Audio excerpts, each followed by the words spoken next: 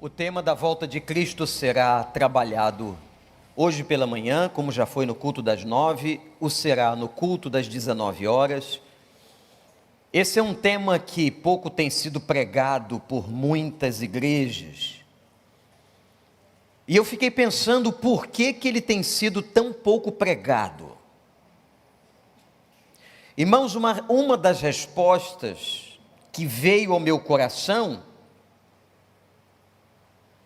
é exatamente o que está aqui na carta de Pedro, carta que nós estamos estudando desde a semana passada, capítulo 3, segunda carta.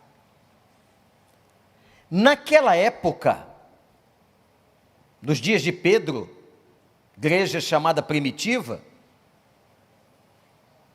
30 anos depois da morte e da ressurreição, houve uma onda de descrença de que Jesus voltaria. E eu creio que muitos crentes hoje não acreditam nisso. Existe uma parcela da igreja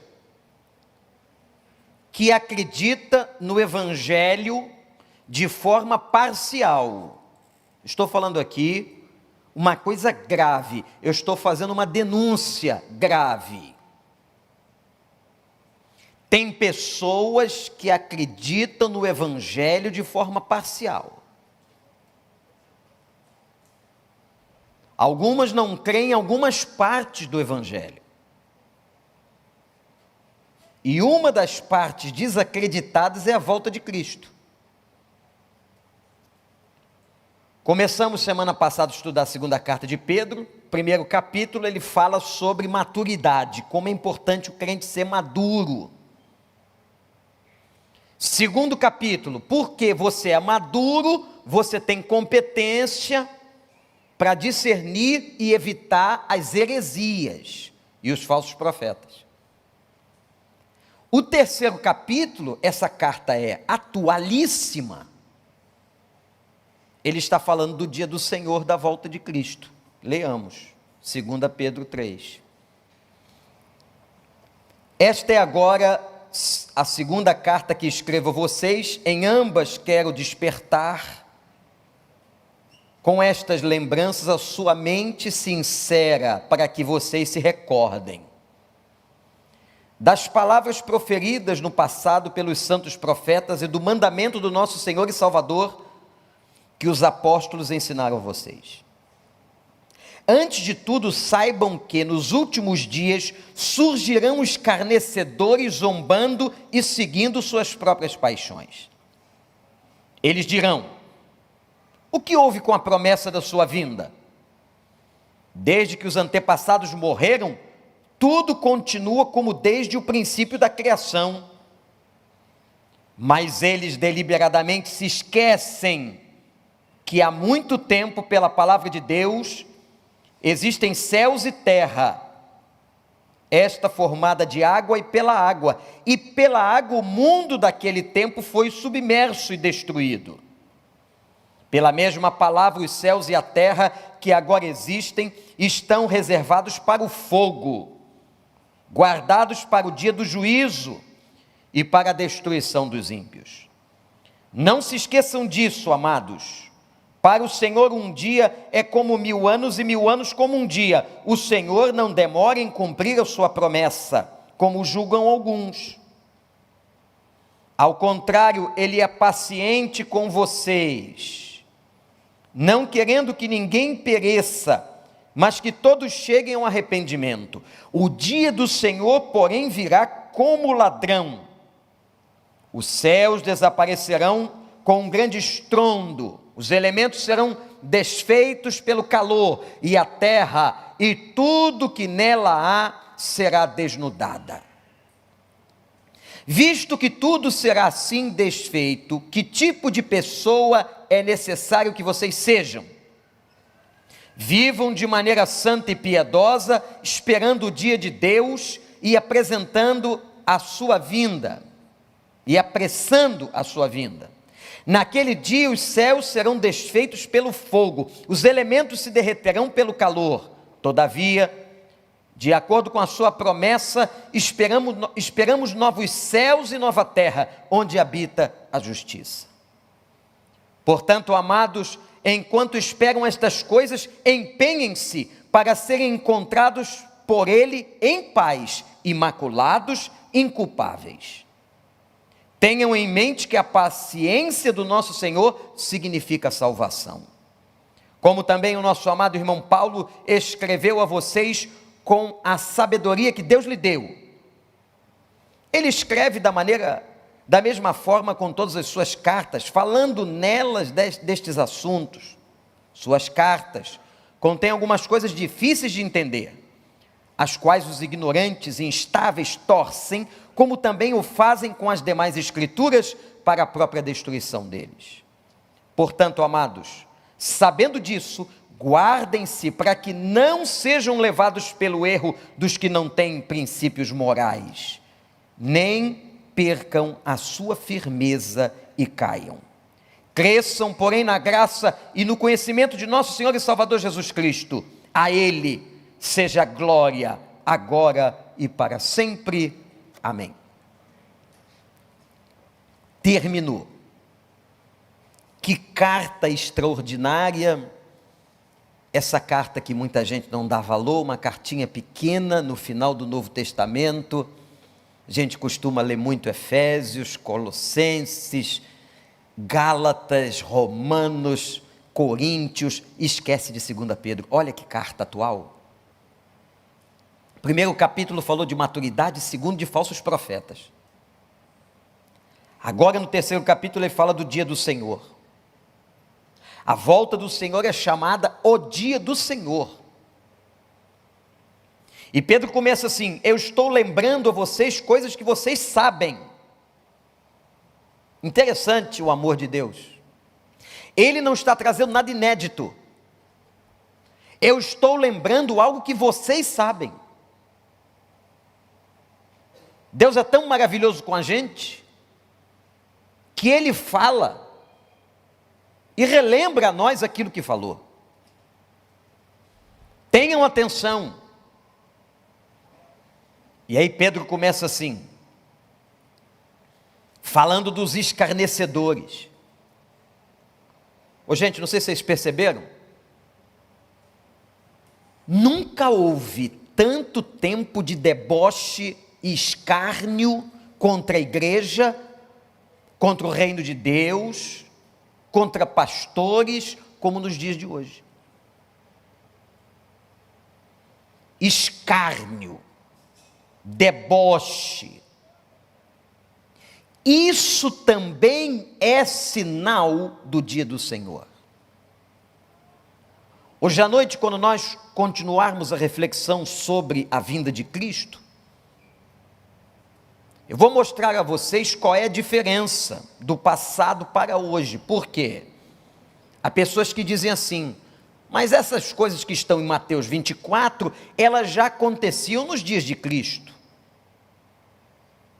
Ora, por que então que elas se tornam hoje, 2000 anos depois, sinais da volta de Cristo? Guardem isso, hoje à noite. Os escarnecedores diziam, não, ele não volta mais. E nós estamos falando, como eu disse há pouco, de 30 anos depois da morte e da ressurreição. Já havia um descrédito. O que houve? Debochavam. O que houve com a promessa? Tudo continua como desde o princípio. Mentira. Mentira. Por que eles estão mentindo? E Pedro explica. Se esqueceram do juízo do dilúvio.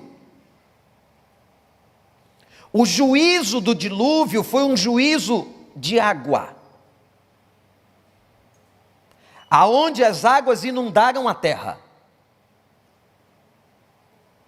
e somente a família de Noé foi salva. A terra foi devastada. Então Pedro está dizendo, não foi desde o princípio, não está igual desde o princípio. Já houve uma ação de juízo de Deus com a água, e agora haverá uma ação de juízo pelo fogo. Irmãos, misericórdia. A descrição que Pedro faz do dia do Senhor, para quem não tem certeza de salvação, para quem é debochado, para quem não tem temor a Deus, é pavorosa. O versículo 7 diz que a mesma palavra, e pela mesma palavra os céus e a terra estão reservados para um juízo de fogo. Apavorante quando a gente vê o Pantanal queimado, quando a gente vê as queimadas da Califórnia, quando nós assistimos as queimadas em Portugal e na Europa, pessoas fugindo das suas mansões porque o fogo consome. Estava lendo essa passagem e me lembrei do 11 de setembro. Primeiro o avião entrou, só que teve um projeto ali que ninguém imaginava, que não foi calculado, mas ficou perfeito na desgraça. Por causa da estrutura do prédio, do World Trade Center, o avião ficou dentro do prédio. O avião não varou o prédio, como era a ideia. E quando ele fica dentro do prédio, ele explode, provocando temperaturas de mais de 1000 graus Celsius, o que provocou o derretimento da estrutura. Olha aí os engenheiros que estão aqui. E o derretimento daquela estrutura de aço fez com que o edifício viesse abaixo, como se tivesse um castelo de areia. Impressionante aquela cena. Quem vai a Nova York, lá está um grande memorial até os dias de hoje, com o nome daquelas milhares de vítimas. Eu fico pensando, se o fogo com elementos humanos, combustível de avião, aço refinado, foi capaz de derrubar aquilo de maneira pavorosa, imagina o dia do Senhor em que fogo cairá do céu.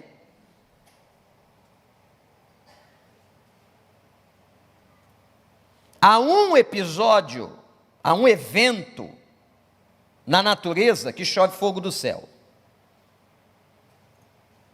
que são nas erupções vulcânicas, aonde o fogo é jogado e acaba caindo, como aconteceu em muitas cidades que ficam perto de famosos vulcões. Irmão, imagina caindo fogo do céu, a descrição é terrível. Pedro diz que esse dia é guardado para julgamento dos ímpios, os debochados se converterão em lamento. Olha para o versículo 10. Os céus desaparecerão com um grande estrondo, como que um barulho ensurdecedor. Isso que está aqui, gente, Pedro recebe por revelação do Espírito Santo. Ele recebe a revelação direta de Deus.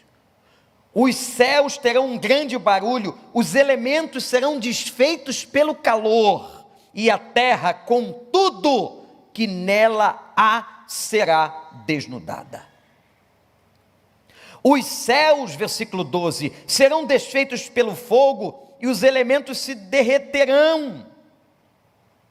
O fogo se torna o principal elemento de juízo sobre os perversos, sobre aqueles que não conhecem a Deus. Corpos celestiais, vejam como é difícil entender esse ponto da revelação. Corpos celestiais se derreterão pelo calor. O que são corpos celestiais? Tudo será desfeito. Por isso que a Bíblia fala que haverá novo céu, nova terra. Alguns teólogos acreditam, com base da passagem do Apocalipse, de que a Nova Jerusalém desce ataviada do céu, que Deus remirá este planeta, fazendo aqui o novo céu e a nova terra. Mas primeiro eliminará toda a ordem primária estabelecida. Será um dia, gente, que a ira de Deus se manifestará como nunca se manifestou. Leiam sobre a ira de Deus. Apocalipse capítulo 6 vai dizer que haverá um dia e um tempo de pavor, onde estarão os debochados, onde estarão os escarnecedores, onde estarão aqueles que apedrejaram as igrejas, onde estarão aqueles que atacaram os filhos do Deus vivo, onde estarão aqueles até de dentro da congregação que escarnecem do nome de Jesus. A destruição é tão ampla que um teólogo faz uma pergunta muito interessante: por que nós temos que nos apegar a alguma coisa nessa terra? Aliás, isso é dito no Novo Testamento. Às vezes a gente se apega a coisas e nós somos tão materialistas, e não ficará pedra sobre pedra, não haverá nada que não será destruído. Aí Pedro entra agora num momento muito importante do seu capítulo. Primeiro ele fala do juízo de água e do juízo de fogo. Está claro até aqui, gente? Juízo de água e juízo de fogo. Dizendo, eles estão mentindo, nunca ficou do mesmo jeito. Deus age com juízo. Agora Pedro vai explicar por que o tempo, aparentemente ou humanamente, está demorando. Primeiro nós temos que entender uma coisa: a diferença entre Cronos e Kairos. O entendimento teológico do Cronos e do Kairos explica muita coisa dentro do entendimento bíblico e teológico. Você, Cronos, palavra grega, que significa tempo, daí a expressão cronológico, cronologia, anacrônico. Nós não podemos entender as coisas de Deus a partir do relógio e do tempo humano. Por exemplo, o conceito de dia para o judeu é outro. O dia começa às 6 horas da manhã e acaba às 6 horas da tarde. Quando ele começa às 4 vigílias da noite. Está no Novo Testamento. Então, nós não podemos entender os eventos de Deus na história a partir do nosso relógio.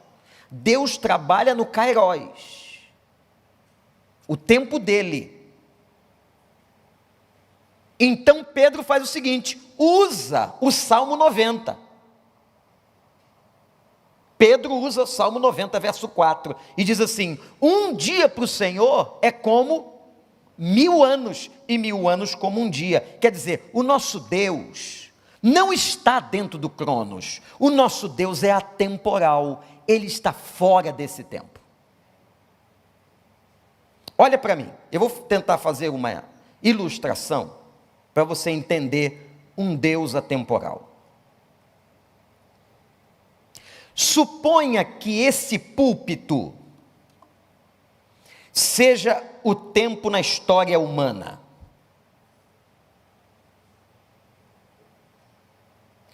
Como se Deus estivesse fora dele, como se Deus estivesse onde eu estou. Eu não estou dentro do tempo da história. No tempo da história eu tenho passado, presente e futuro. O Deus atemporal está fora desse cronos e ele abarca, ele vê, ele está no passado, no presente e no futuro. A lógica de Deus não é a sua, nem a minha. Por isso que a Bíblia diz que os pensamentos do Senhor, usando linguagem humana, não são como os vossos pensamentos.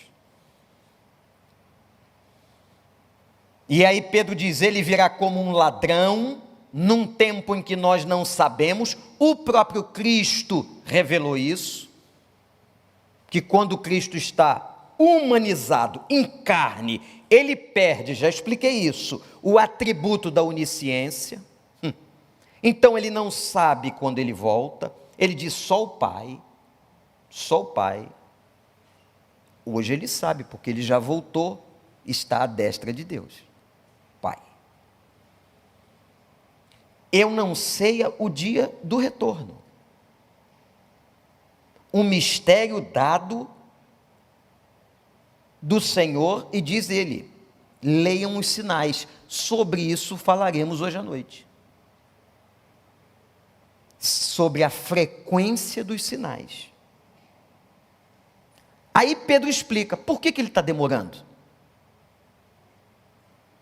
Os caras com 30 anos de história da morte e ressurreição, estavam achando que ele estava demorando, e nós, com mais de 2000 anos, tem gente que já perdeu a fé, tem gente que está dentro da igreja e não crê na volta de Cristo.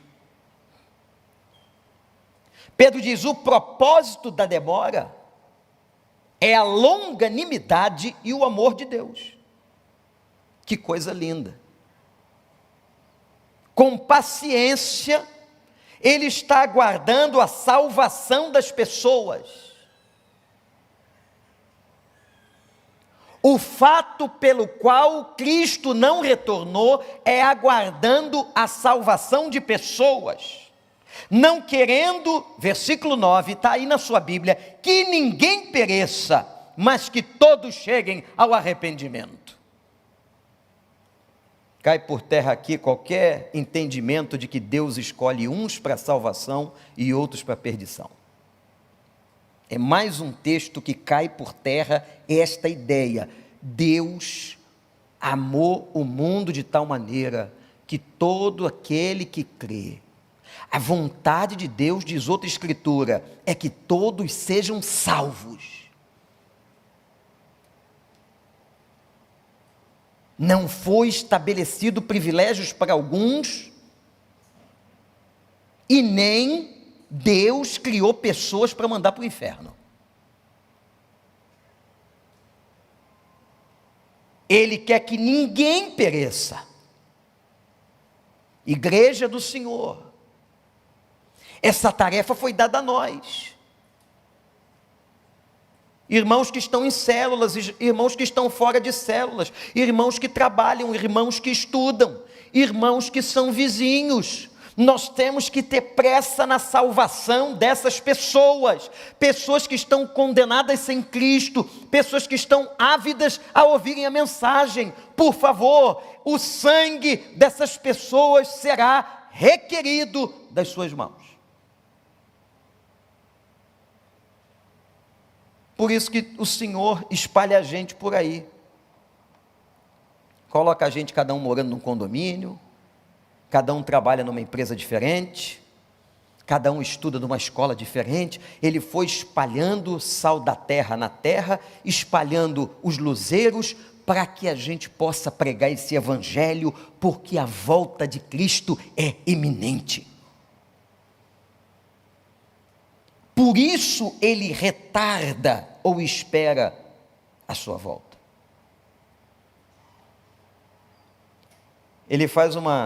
Pedro faz uma referência tão bonitinha a Paulo, né? E olha que eles eram bem diferentezinhos no início, tiveram a se estranhar um pouquinho lá em Atos. Mas ele diz assim: meu irmão Paulo já escreveu essas coisas em outras cartas dele. Aí ele diz um negócio tão interessante. Paulo, quando escreve, tem umas coisas difíceis. Tem umas coisinhas difíceis, mas olha, é tudo verdade. E tem alguns que se aproveitam distorcendo o que Paulo diz, como estão distorcendo o que eu estou dizendo a vocês. Então Pedro está dizendo, capítulo 3, houve juízo de água, haverá juízo de fogo. Segundo, ele está explicando por que Cristo ainda não veio, por causa do seu amor e longanimidade, esperando que muitos se convertam. Amém? De quem é a responsabilidade? Terceiro, enquanto vocês estão aguardando a volta de Cristo, de que maneira viver? Como viver enquanto ele não veio? Aí eu me lembro de Dietrich Bonhoeffer, teólogo alemão, preso em campo de concentração, quando ele critica a igreja, pessoas que, porque estavam salvas, viviam vidas irresponsáveis. Pedro diz assim no verso 11, capítulo 3, vivam de maneira santa e piedosa. Olha o 14, empenhem-se para serem encontrados por ele em paz, imaculados, inculpáveis. Sabe o que Deus quer de nós? Agora, presta atenção. Ele quer santidade. Aqui tem um conceito importante, doutrinário, sobre a santificação. Presta atenção. Você não faz esforço para ser santo para ir para o céu. Senão a salvação seria meritória. Ora, só vai para o céu quem conseguiu se esforçar para ser santo. Não é isso. É exatamente o contrário. A santificação é uma consequência de pessoas que foram salvas pela graça. Por isso que a evidência de uma pessoa salva é a sua santificação. Quem é que crê numa pessoa convertida que vive vida dissoluta, vida de pecado, vida de mentira, vida de hipocrisia, vida de falcatrua? Quem é que crê na conversão de uma pessoa dessa? Ninguém. Mas a doutrina da salvação diz o seguinte, Romanos 6 explica isso muito bem, não vou ler aqui, você tem Bíblia. Aquele que foi justificado, primeiro ato da salvação, se tornou justo, foi perdoado, foi lavado, agora tendo por processo a santificação, quer dizer, ele passou pela justificação, ele agora entra na santificação, que é onde todo mundo aqui está, todos os convertidos. Cada dia nós vamos sendo aperfeiçoados, vamos entregando nossa vida ao Espírito Santo, para sermos melhores, com a nossa boca, com a nossa mente, com o nosso comportamento, com a nossa fidelidade. Isso é santificação. Por fim, diz Romanos 6, a glorificação. São os 3 atos da salvação: justificação, santificação e glorificação. Gravou? Isso é aula básica de escola bíblica. Então repete comigo: justificação, santificação e glorificação. De novo, gente, só vocês. Mais uma vez.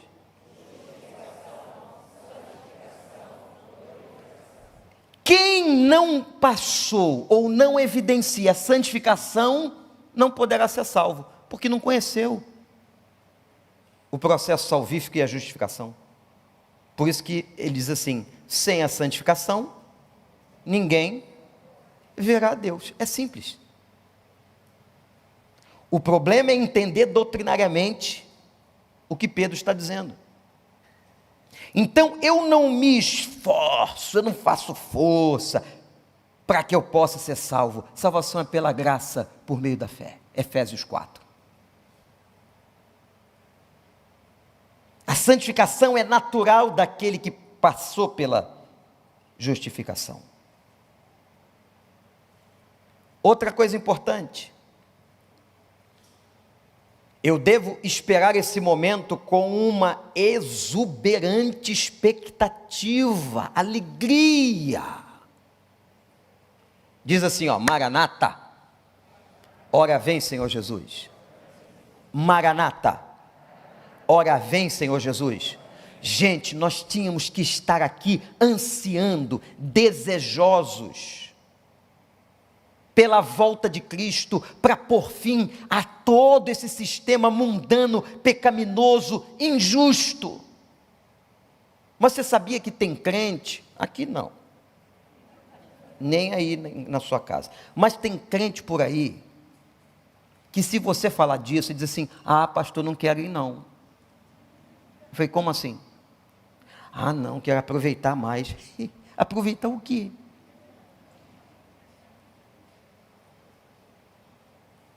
Vamos combinar? Eu estava conversando com um pastor, grande amigo, essa semana, e ele estava falando que a gente estava ficando velho. Eu falei, velho está você. Eles dizem para a gente que é a melhor idade. Ele estava furioso. Mas há uns anos atrás eu não tinha isso. Eu estou todo cacarecado.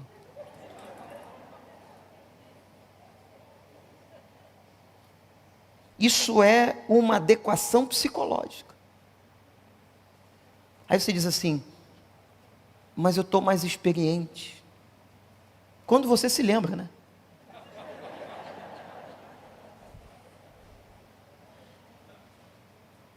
Gente, vai todo mundo, hein?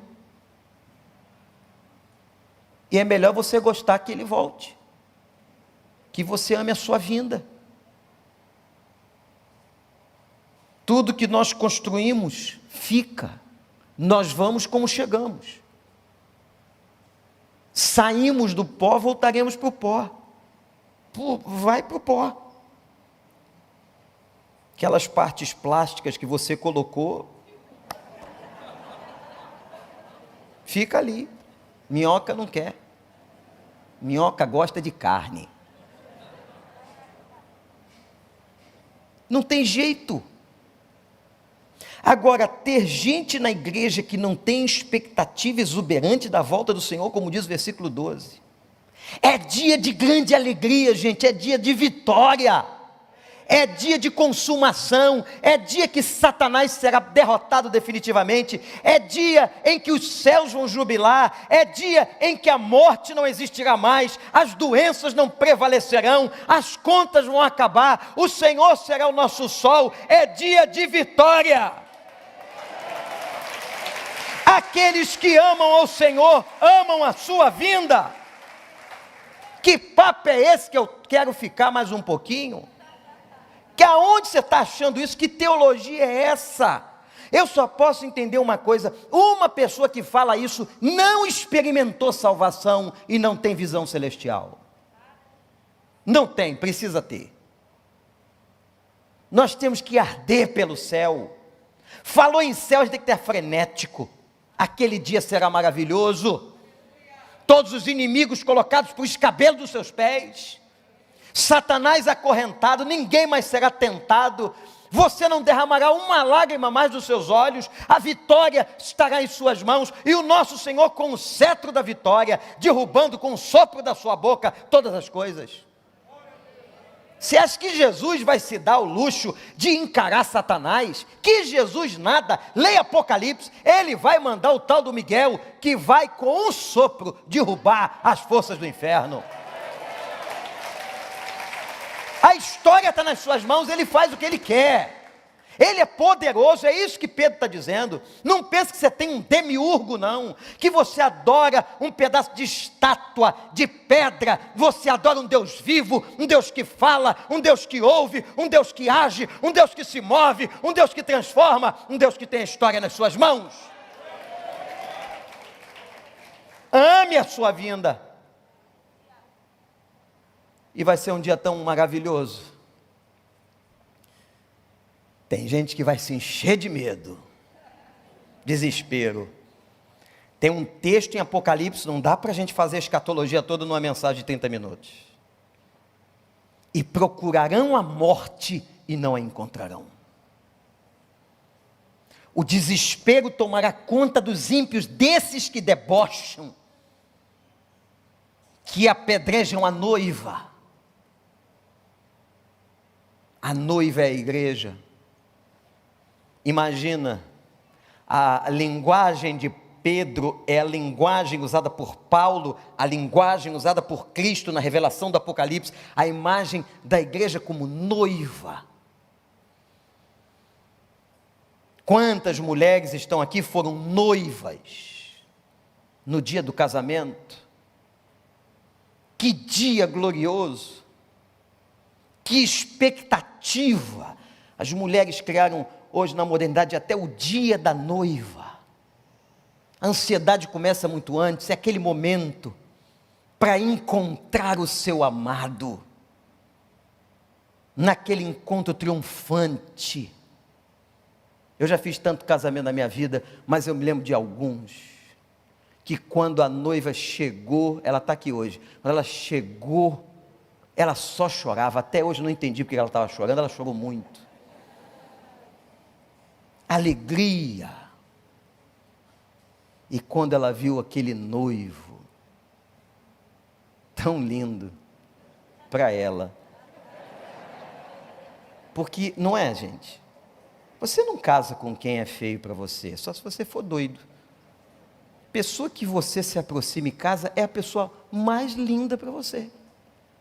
Para os outros não interessa, para você é. E ela olhou para aquele noivo, ela deslumbrou a eternidade, ela viu e ela foi toda linda, se preparou o dia inteiro para encontrar o seu amado.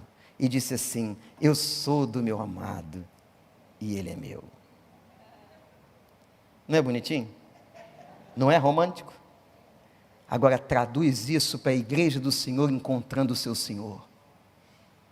Nós temos que estar preparados com as vestes brancas, que significam pureza no Apocalipse, caminhando na frente dele, olhando para ele e dizendo: eu sou do meu amado e ele é meu. E ele olhar para você e diz: venha, bendito, bendita de meu Pai, e possua para você o reino que para ti está preparado antes da fundação do mundo. O projeto não era esse, mas eu restaurei o projeto e você adentra as regiões celestiais. Maranata, ora vem, Senhor Jesus. Quer continuar aqui? Fica aí com as tuas dívidas, com as ameaças de emprego, com as brigas políticas, com as enfermidades, com as traições, com as mentiras, com tudo que a carne pôde proporcionar. Uma vez eu ouvi assim, pastores: por que você quer ficar mais um pouquinho? Ah, porque lá no céu é meio monótono. Eu falei: então vai para o inferno. Só tem dois caminhos, duas estradas. Se você crê na Bíblia, só tem duas estradas. Se você não quer monotonia, vai então. Se você acha que é monótono, vai para o outro lado. Mas eu tenho certeza que você que ama o Senhor, você anseia pela vinda do Senhor. Portanto, gente, preguemos o Evangelho. Aí hoje à noite a gente vai ver aquele texto de Jesus, difícil. Até que este Evangelho seja pregado em todo o mundo. E só então virá o fim. O que isso significa? Já vimos na carta de Pedro que ele está adiando, para que outros se salvem. Dizendo para a igreja: Igreja, pregue com urgência. Olha a pandemia. A trombeta falando para a igreja pregue, igreja alcance. Nunca houve tanta gente procurando Cristo na internet. Nunca houve tanta gente procurando mensagem na internet. Sede de Deus, há uma sede. E virá o novo céu e a nova terra. Eu não posso te responder se vai ser aqui, se essa ordem será restaurada, como dizem alguns, ou se será, o que interessa é que nós vamos para algum lugar. Tem tantas coisas lindas na revelação escatológica, por exemplo, com a questão dos corpos. Há um texto que diz que nós não nos lembraremos das ordens terrenas. Porque se você lembrasse das ordens terrenas, haveria sofrimento no céu. Mas a Bíblia diz que esse novo estabelecimento dessa nova ordem, desse novo céu, nova terra, é um estabelecimento para sempre. Em que aqueles que adentraram as regiões e adentrarão as regiões celestiais, aí leiam o mistério de 1 Coríntios 15, terão corpos totalmente transformados. Quando Jesus, que foi o primogênito da ressurreição, ninguém havia ressuscitado como ele, diferente de Lázaro, diferente da filha de Jairo, porque essas pessoas voltaram à vida e morreram de novo. Mas ele não. Ele foi glorificado. A sua aparência corpórea não era mais como um corpo como o nosso, apesar da aparência, mas ele precisava manter a aparência, senão não era reconhecido pelos discípulos. Mas ele passa pelas paredes. Corpo humano não passa pelas paredes. Ele vai ao salão, à casa onde estavam reunidos e passa pela parede. E a primeira palavra que ele diz é: Pai, seja convosco. Irmãos, aquele corpo estava totalmente glorificado. Um dia você vai ter o corpo glorificado, não haverá mais envelhecimento, não haverá mais doença, não haverá mais Covid, não haverá qualquer outro vírus ou bactéria, porque esse corpo que você vai receber é semelhante àquele que o Senhor teve na sua ressurreição. Assim como ele ressuscitou, nós também ressuscitaremos com ele, em glória, em glória, em glória. Toda a nova ordem estabelecida, o novo céu e a nova terra, não haverá mais a desarmonia do cosmos celestial, não haverá mais nada disso que o pecado trouxe e deteriorou no nosso meio. Louvado seja o nome do Senhor. Sabe como é que Pedro termina? Vou terminar. Aí de noite você volta para ouvir mais sobre a volta de Jesus. Ele diz assim: antes de qualquer coisa, cresçam na graça e no conhecimento do nosso Salvador. A coisa mais importante, Pedro volta ao tema do capítulo 1, cresçam, amadureçam, porque se vocês forem maduros, vocês evitarão os falsos profetas e as heresias, e vocês se encherão de esperança pela palavra de que o Senhor voltará. Maranata. Você pode ficar em pé? Vamos usar aqui a imaginação. Deus deu essa faculdade para a gente imaginar. É claro que a imaginação é absolutamente limitada, absolutamente. Mas imagina aquele dia, o estrondo celestial. Se você estiver vivo, a Bíblia diz assim: todo olho verá. Outro mistério. Coríntios diz que os mortos ressuscitarão. Vai haver um quebra-quebra no cemitério, porque os túmulos serão arrebentados pelo poder da glória.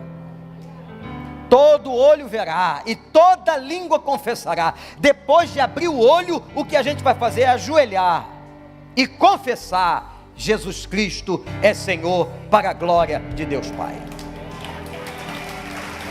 E vai confessar todo mundo, hein?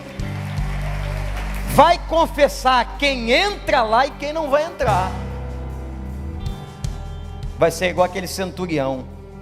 Esse deu tempo de salvar, mas vai ter gente que vai dizer assim: esse era o caminho, Ele é o Senhor, eu estava errado.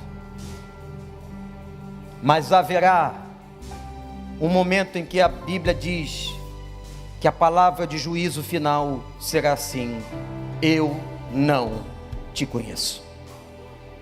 Que dureza, que dureza. Eu não te conheço. Prepare-se, igreja, como noiva ataviada. Cresçam no conhecimento do Senhor. Vamos ansiar por essa volta, pelo novo céu e pela nova terra. Que presente, que alegria. Tudo porque Ele ressuscitou. Imagina Ele vindo nas nuvens com poder e glória. Ele não precisará nem tocar os pés na terra. A Bíblia não diz isso. Diz que Ele vem nas nuvens, cercado pelos seus anjos. A última trombeta foi tocada e Ele vai levar, e a igreja sobe, sobe, sobe, e ouvirá cada um: venha, entre no gozo do teu Senhor. E aí celebraremos com Abraão, Isaque e Jacó a mesa da vitória. Gente, vai ser algo lindo, indescritível à mente humana. A Ele toda honra, glória e louvor. Ele é o princípio e o fim de todas as coisas. Ele é o Senhor. Ele voltará. Creia, não perca essa esperança, anseie por isso, prepare-se, pregue o Evangelho. Ele voltará. Aquele que está sentado no trono. Adore o Senhor. Ao que está sentado no trono. Olha que frase linda. Sempre reinando, soberano.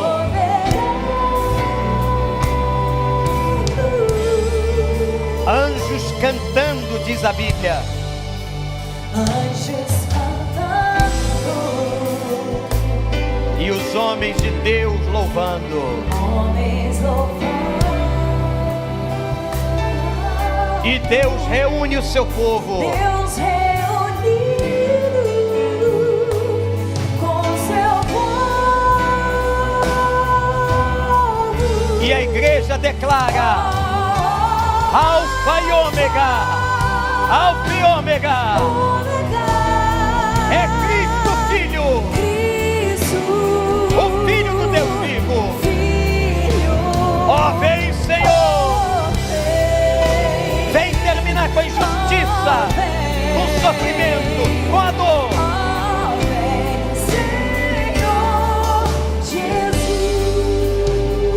Ó, vem, Senhor.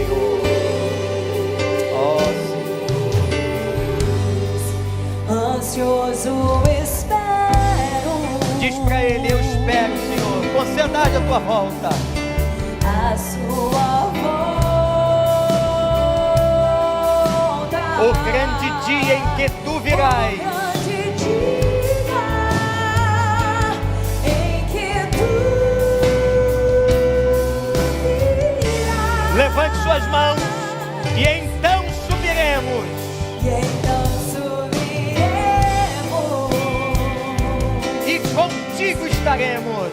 Contigo estarei. Bem forte agora, igreja. Bem forte. Para sempre. Para sempre. Aleluia. Aleluia.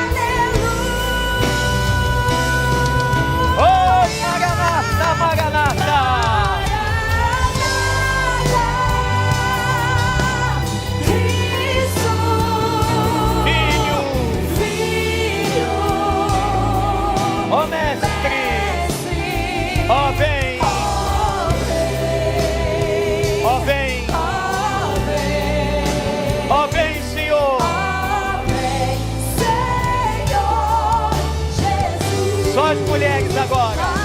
Só as mulheres. Só as irmãs. Isso, coisa linda, minhas irmãs. Coisa linda. Ó, vem, Senhor. Vem por fim a injustiça, ao sofrimento. Agora os homens vão dizer a mesma coisa ao Senhor.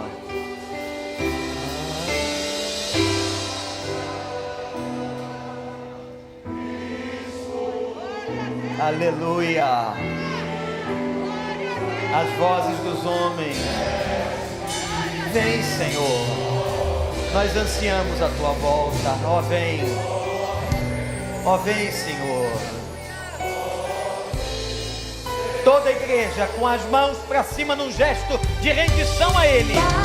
Maranata! Ó Cristo!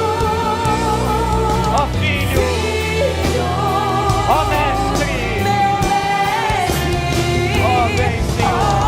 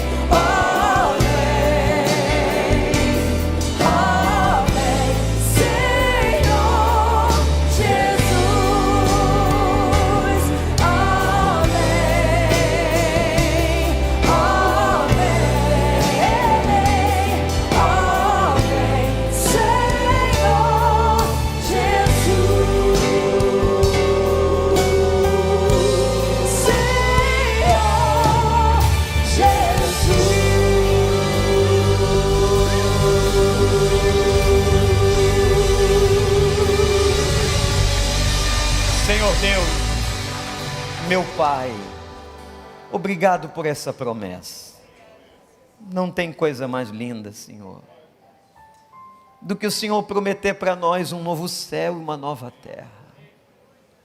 Não haverá mais pecado, não haverá mais mentira nem traições, onde tudo aquilo que nos machucou não existirá mais. O diabo que nos atormentou tantas vezes será totalmente esmagado pelos pés do Cordeiro. Obrigado, Senhor, porque o Senhor preparou para nós. Na casa de meu Pai há muitas moradas, e se não fosse assim eu teria avisado, mas o Senhor preparou para nós. Não estamos preocupados com essas casas, estamos felizes pela Tua presença, Senhor. Onde o Senhor enxugará dos nossos olhos toda lágrima, aonde toda ordem injusta dos homens cessará, e o Senhor será o nosso governante para sempre, aonde todo projeto desde antes da fundação do mundo será efetivado. Obrigado, Senhor. Ó Pai, como nós ansiamos esses dias, como nós clamamos pela Tua volta. Nos dê, ó Deus, resistência, proclamação, até aquele último momento. Prepara o Teu povo, prepara a Tua igreja, que estejamos como noiva, ataviada para o Senhor. Nós Te amamos, Jesus. Nós Te amamos, Jesus. Espírito Santo, nós Te amamos. Nós Te amamos, Espírito Santo. Deus Pai, nós Te amamos. Nós Te amamos. Somos a imagem e semelhança, decaídos, mas agora salvos, aperfeiçoados em Cristo. Nós Te amamos, Jesus. Nós Te amamos, Jesus. Nome maravilhoso.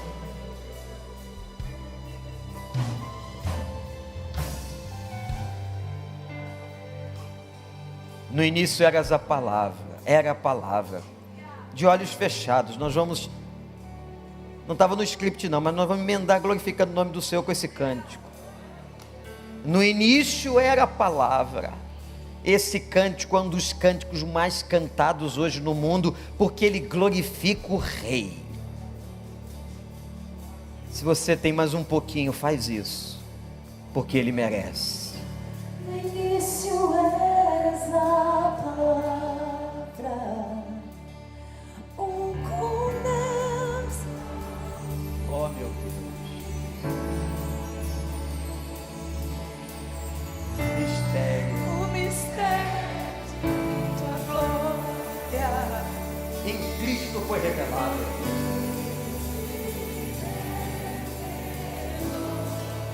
Como desse nome É Rei.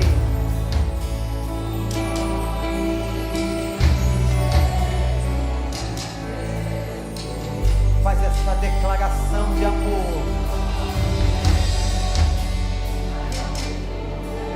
Ele é maior do que tudo nessa vida.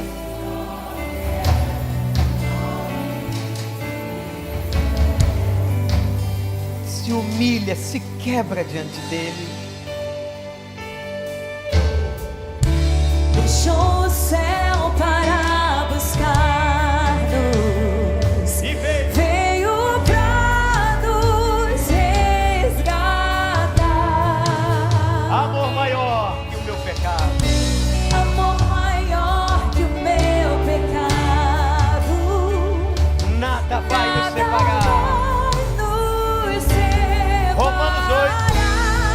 Oh, quão maravilhoso é, oh, quão maravilhoso é o nome de Jesus, meu Rei. Oh, quão Oh, quão maravilhoso é, maior que tudo Ele é.